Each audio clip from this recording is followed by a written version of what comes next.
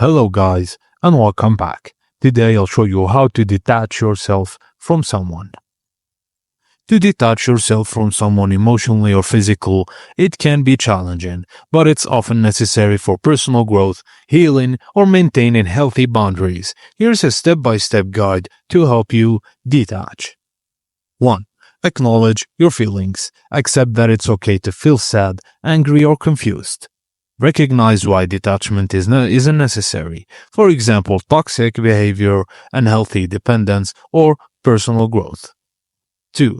Set clear boundaries. Limit or stop communication if needed, and avoid situations that make it harder to let go, like frequent meetings or social media stalking. Be firm but respectful when establishing boundaries. 3. Focus on your needs.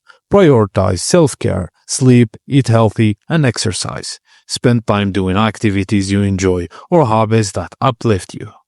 Journaling your thoughts can help clarify your emotions and track your progress. 4.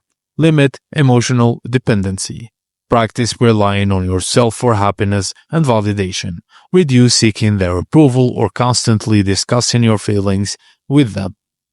And finally, if it's hard on you, just seek support from others. Lean on friends, family, or a therapist for guidance and comfort. Surround yourself with people who uplift and encourage you. And that's it, guys.